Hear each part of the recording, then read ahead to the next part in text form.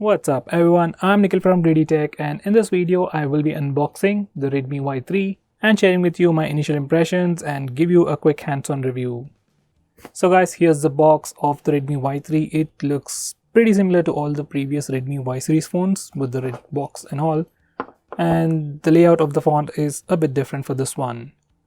So on the front it simply says Redmi Y3, and at the top it says India's #1 smartphone brand, just like with all the Redmi and Xiaomi phones.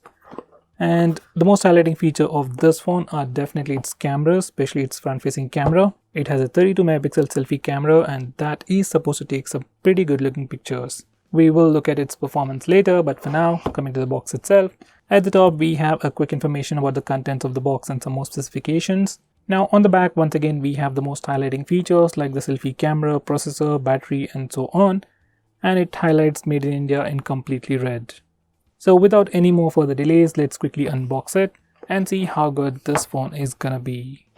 By the way guys, this phone is available in two variants. Base variant is priced at 10,000 rupees for 3GB of RAM and 32GB of storage, and the next variant is priced at 12,000 rupees for 4GB of RAM and 64GB of storage. It's available online exclusively on Amazon.in and mi.com, and you can even get it offline in MI Homes and MI retail stores. Now this phone is available in three colors: elegant blue, prism black and bold red, and we have the elegant blue color with us right now. Now once we open the box, we have a cardboard packaging at the front, and inside that we have a SIM card ejector as expected. Following that are some documentation, a user guide and something probably related to warranty and stuff. Next we have the free soft silicone case, and it's in the black color just like the one we have seen with Redmi 7. I'll come back to it in a minute. For now, let's come back to the phone or the contents of the box. So here's the phone in the elegant blue color, and it definitely looks stunning, but we'll come back to it in a minute. Following that we have a regular 10 watts power adapter, no fast charging, and this is the stock power adapter that we get with almost all the Xiaomi phones. Even Redmi Note 7 Pro has the same thing. Next we have the same old micro USB charging cable. So these are all the contents of the box. As usual, there are no earphones, and that's it. Now coming back to the phone, on the front it has those highlighting features, so let me just remove that. It's just the selfie camera, processor, bigger battery and the bigger screen. On the back it also has another sticker, just like with the Redmi 7, that has a nice sound to it. Next we have another sticker with IMEI numbers and SIM card tray information. And unlike the Redmi Note 7, which is priced at 10,000 rupees, this phone comes with a dedicated SD card slot, so that's a pretty great thing. So guys, this is how the phone looks on the back. This is the elegant blue, and as I've told you earlier, it definitely looks very unique and quite premium. Definitely way more premium than the Redmi 7, which I've just unboxed. Now this is how the phone looks on the front. This chin at the bottom is pretty huge. Anyway guys, now let me put on the case and see how good it's gonna fit. So here we go. Putting it on was pretty simple, and even with the case on we can still see that gradient look, but I would have preferred a transparent case. Anyway, with the case on, buttons are still nice and clickable, and this phone can give you some additional grip and can protect your phone from fingerprints and smudges, but that's all. It doesn't offer any protection. It has a teeny tiny raised lip for the camera module, and that's it. So it can protect your camera module a bit, but not too much. And on the front it is completely exposed. There is no raised chin or whatsoever. So if you place your phone directly on its face, the display will get in contact with the surface. So you can use this case for temporary purposes, but definitely get a better one as soon as possible. Now with that said, let's have a quick physical overview and then check out the complete specifications of this beautiful looking phone. This phone has a plastic back panel with probably a fiberglass on the back, and underneath it, it has an aura prism design with a gradient back, a dual tone finish. It definitely has a very unique look and looks way different from any other Redmi phone so far launched, at least in India. Now with that said, at the top it has a dual camera setup with a 12 megapixel primary camera with f2.2 aperture, and that's followed by a 2 megapixel secondary camera for portrait shots. Following that is a single LED flash and an engraving that says 12 megapixel selfie and AI dual camera. Beside that, it has a circular fingerprint scanner with a nice matte finish, and at the bottom it says Redmi by Xiaomi. Now on the front, this phone has a massive 6.26-inch IPS display with HD plus resolution, with a dot notch with the new 19:9 aspect ratio with 450 nits of brightness. It also has a 2.5D curved Corning Gorilla Glass 5 for additional protection. Still, I wish it came with a screen guard or a tempered glass pre-applied. Anyway, inside that dot notch, it has a 32 megapixel front-facing camera with f2.25 aperture and 80-degree field of view. Above that, it has a pretty huge earpiece, just like the Redmi 7.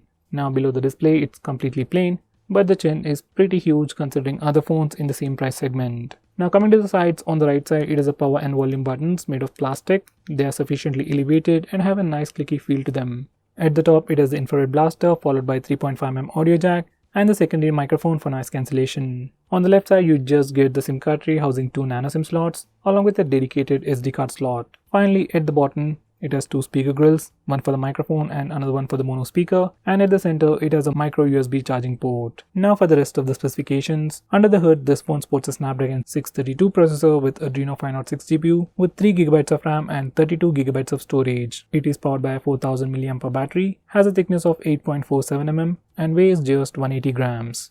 Now for some very quick initial impressions, this phone definitely looks way premium, way better than the previous Redmi Y series phone, that's Redmi Y2. And surprisingly, it looks awfully lot like the Redmi 7 as well. So this is the blue color of the Redmi Y3 and this is the black color of the Redmi 7. And in most aspects, both phones look the same, with an exception of cameras and display. If you want a comparison, let me know by commenting below this video. I'll make it as soon as possible. And with that said, coming back to this phone, build is pretty solid and I don't have that flimsy issue that I faced with Redmi 7. It has a bit of weight to it, but because of good weight distribution, phone doesn't feel all that heavy. And as I've said, buttons are also very clickable. So guys, now let's turn on the phone and see what we get right out of the box. So that's the first boot, and like with all the Redmi phones, it says Redmi by Xiaomi. Now, if you watched my Redmi 7 unboxing video, I've complained about the display and it seems like even this phone has it. As you can see at the bottom, there seems to be some light bleeding issue. I wish it was a software issue, but it looks like a hardware issue. I'll probably try to get a replacement from Amazon. So guys, this is how the phone looks once we turn it on. As usual, there is no app drawer, all the apps are thrown to the home screen. And if you really want an app drawer, get the Poco launcher from Xiaomi itself from the Play Store. Now this is your smart assistant with some widgets and all. Now this phone is running MIUI 10, so you will have a completely redesigned user interface. If it's the first time you're looking at, here's a quick intro. This is your recent apps page. If you want to open split screen mode, just touch and hold any of these and then click this button to use split screen mode. And now over here we have the notifications. This is the brightness slider and these are your toggles. And when you press the volume buttons, this is the new interface and you can turn on silent mode by just clicking over here. That's for do not disturb mode. Now if you click this button over here, you get some additional options. Now if you select silent mode, you can use this timer over here to automatically disable silent mode or do not disturb mode after that timer has been finished. So that's a nice automation. Now out of that 3GB of RAM, we get about 1.9GB of RAM free out of the box. That's pretty good considering this phone has just 3GB of RAM. Now out of that 32GB of storage, we get about 22.5GB of space for your user apps and user data. That's definitely sufficient considering this phone also has a dedicated SD card slot. Now let's check the about page. Here we go. So this phone is running MIUI version 10.2 just like the Redmi 7 based on Android 9.0, that's Android Pie. But unlike the Redmi 7, this phone is currently having the February security patch. We might be getting a new update pretty soon. But as of now, right out of the box, this phone has a February security patch. Now let me just turn on the Wi-Fi. Now let's test the speaker loudness. It's a tug of war, battling to keep my sanity. Say no more, say no more. But I can't keep killing me. I look at myself, I wonder why you don't recognize who you traumatize me. Now what do I do? Pick up the pieces and go. Hi there guys, I'm Nikhil from GreedyTech and in this video I'll be showing you the most important tips and tricks for your Vivo Y93. So guys, here's the phone and I'll show you how to make apps go full screen. So guys, speaker on this phone is sufficiently loud for media consumption, ringtones and alarms, and it's just subjective, but I think the speaker on this phone, that's Y3, is better than the Redmi 7. It's just an opinion. I'll have to test it. Let me know if you're interested. Anyway, as I've said, speaker on this phone is sufficiently loud, not the loudest in the price segment, but sufficient for regular usage. I mean, all kinds of usage. Now let's test the fingerprint scanner. I've already set it up. So here we go.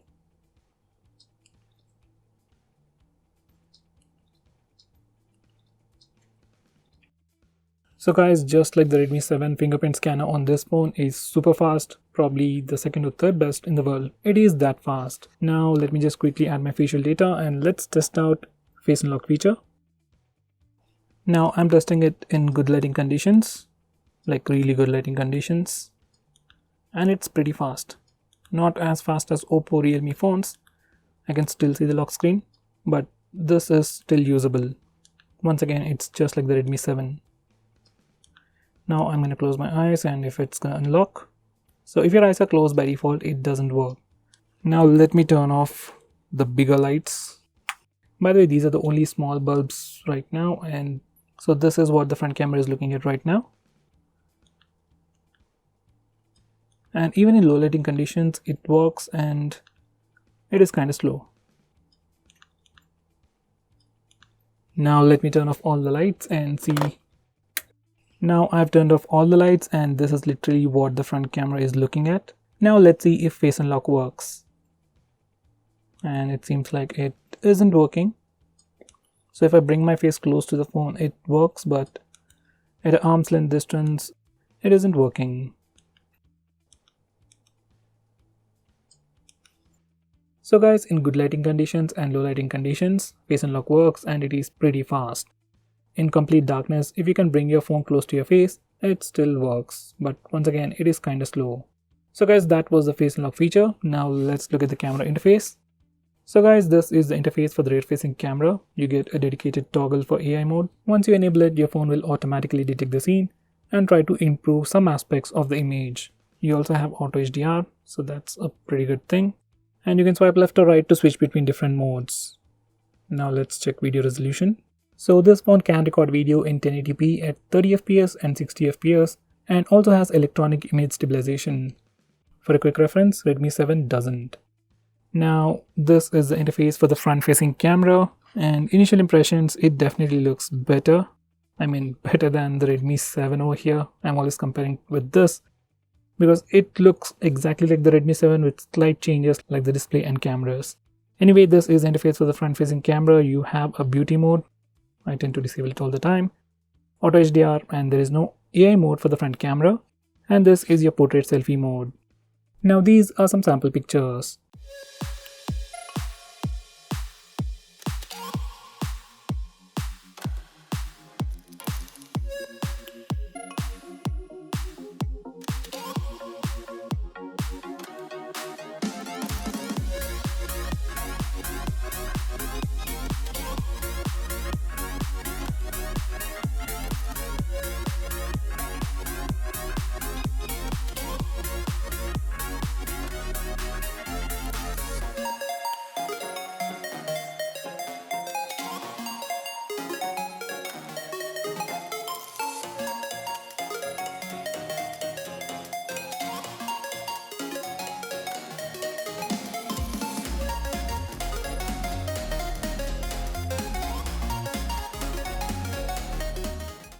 Now before I conclude, these are the Antutu and Geekbench scores. So guys, this is the new Redmi Y3. Well, I really have to look into the pictures to see how good the cameras are, especially the front facing camera. But just from initial impressions, it looks exactly like the Redmi 7, which is priced at 8,000 rupees. That comes with 2GB of RAM and 32GB of storage. This phone also might have a better display. Once again, I have to test it with the Redmi 7. So right out of the box, if you're looking for a phone with good cameras, especially a better front-facing camera under 10,000 rupees, then this is a pretty good choice. Now at the same price, you can also get the Redmi Note 7 with a bigger and much better display, but the Note 7 doesn't have a dedicated SD card slot, and the cameras are definitely not as good as the Redmi Y3. So if you're looking for a Redmi phone under 10,000 rupees with good cameras, especially a good front-facing camera, and you like to record videos with electronic image stabilization, then Redmi Y3 is definitely a good contender. Now with that said, if you are a regular user who wants more performance, more battery life, Asus Zenfone Max Pro M1 is still a pretty good choice. With bigger battery, better performance, better display, like I'm in full HD resolution, it'll be even great for gaming. So guys, overall this is not for everyone, but if you're someone who wants better camera, especially a better front-facing camera under 10,000 rupees, you can definitely consider buying this phone. So guys, that's pretty much it for this video. Thanks for watching. If you're planning to buy this phone, use the link in the description. It always helps the channel. And if you want us to make any specific video, tweet out to us with the hashtag AskGreedyTech on Twitter and we will try to make it as soon as possible. I'm Nikhil from GreedyTech signing off. Have a nice day.